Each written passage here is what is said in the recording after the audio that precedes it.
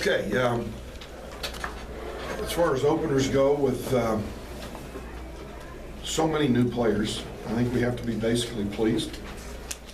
We recognize that Loyola is not the caliber team that we're going to be seeing all year long. That being said, you still have to play against the game itself and try to compete and play really hard, and I thought our guys tried to do that. I thought we did some nice things in the backcourt. I like the fact that we continue to get to the line with this team. One thing that we're not doing well is shooting the three very good, but I think that's maybe the best thing that this team does, and I find that encouraging that that the thing that should be our strength, it really hasn't happened, and that we're still figuring out ways to go out and compete it. Our defense was active, much better in terms of collectively playing together than it was in the two exhibition games. And I credit Coach Johnson and 2 hard days of practice while I was off at my sister's funeral.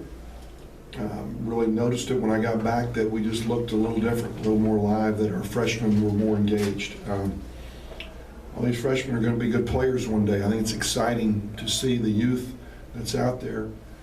And I'm encouraged from the standpoint that we have a lot of guys that were going to be integral parts of this team who are not out there on the floor right now. And Josh McSwiggan and Urban Morris, Omega Harris, etc. So the potential is good. The whistles are obviously very, very tight. Fans are going to have to offer their opinions of if they like the number of fouls that are being called in college basketball games, because we certainly can't talk about it, but you'll probably noticing that difference in the ebb and flow of ball games. It's supposed to be about the flow, but a lot of stoppage of play, a lot of free throws being attempted this year. That's the way that Curtis Shaw and the powers that be have decided that our game was going to be played, and we're going to adjust to it. We're trying to talk hands off, not try to foul, try not to put people at the line. We're seeing a lot of guys just throw their bodies into players on drives and get fouls, our guys included, other teams included. Not a lot of preventive officiating going on right now in terms of telling players to clean it up, get their hands off, get out of the lane, all the things that we're accustomed to seeing in the game for so many years. That being said, we will adjust like everybody else will adjust. I expect as the year goes on, we're going to see more and more teams playing zone, and we'll try to get our zone offense prepared, because I think we're going to see a lot of that. I don't think we've ever had a team attempt 31 free throws in a half, which we did in the first half. So we're taking advantage of the new rule. Any comments? How are you doing? Is it a bit therapeutic being back to the basketball after everything with your family? Yeah, I'm doing fine. Thank you for asking. Thank you. What do you think of Tevin Caldwell's placement? Well, I love Tevin's energy. I think and I think when you watch Tevin, you're seeing a guy 4 inches shorter than Julian Washburn, who is every bit as active, and that's why we redshirted a walk-on a year ago. We just are thrilled with him. He's a really key part to our team, and we were distributing minutes in a tight game tonight. He's probably out there a lot more than some other guys. But this game tonight was very important for our team from the standpoint that we are trying to integrate new players. Those new players need these minutes in these games. They need to try to get out there and make mistakes. We need to let them play through some mistakes. We need some film for them to be able to watch and see who they're not and what they've done positively, so that we can reinforce positive play and that we can address plays that they need to improve on. So it was an important game from that standpoint, just like as the 2 exhibition games were. And we're seeing growth, which is what it's all about. When you talk look about at Dominic and he, he hadn't played in so long, he had just the one exhibition game. How did you feel like his conditioning was? Did you feel like he was?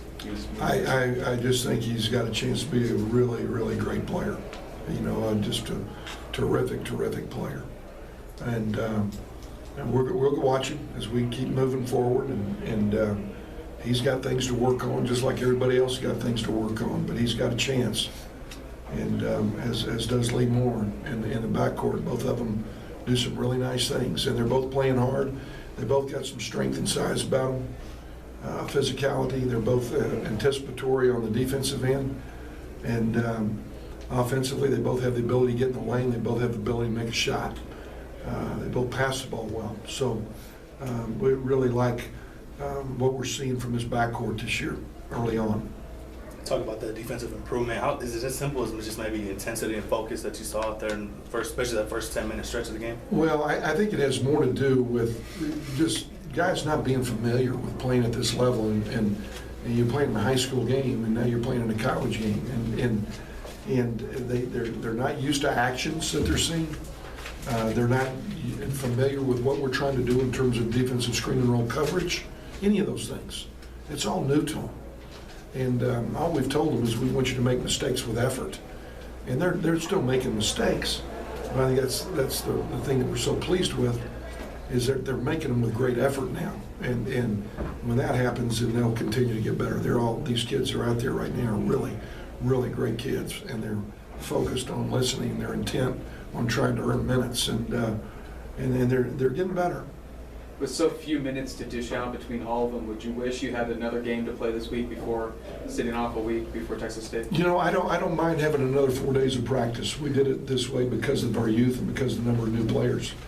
I'm convinced you get better in practice, and that we got better today because of practice last week. And then we got 4 more days now to try to do the same thing. So I like that. And you know, this Texas State team, I might want to address that right now. Their coach, Danny Casper, was at Stephen F. Austin and came in here and beat us, I think in year 2, when we'd lost 10 seniors, which is a very similar situation. We're starting over again. We're doing it again. He is going to be a very, very well-coached team that they'd love to keep the score in the 50s against us. It'll be a good game for our team because they're going to force us to make every possession very important, offensively and defensively. And I like the fact that we're playing a completely different style against a very well-coached team, which this team was coached well today, too. They're just not going to have quite the talent of the team we're going to play here on Saturday. How many more games do you expect Irvin and Terry and them to miss? Well, we just take it game by game. Yeah, and see. And my guess, they probably won't be out there next Saturday either. Yeah, and then we'll look at it after next Saturday and see where we are then. These other guys are getting better, though, aren't they? They're great. It's great just to be able to sit over there and watch these other guys get better, and maybe ask yourself a question about, maybe I shouldn't probably do these things again, you know, because these old young kids might come in here and get my minutes, you know. It's pretty interesting. So it's a great human, lessons to be learned here along the way, because I like some of the things that I'm seeing with these other guys. All right. Thank you.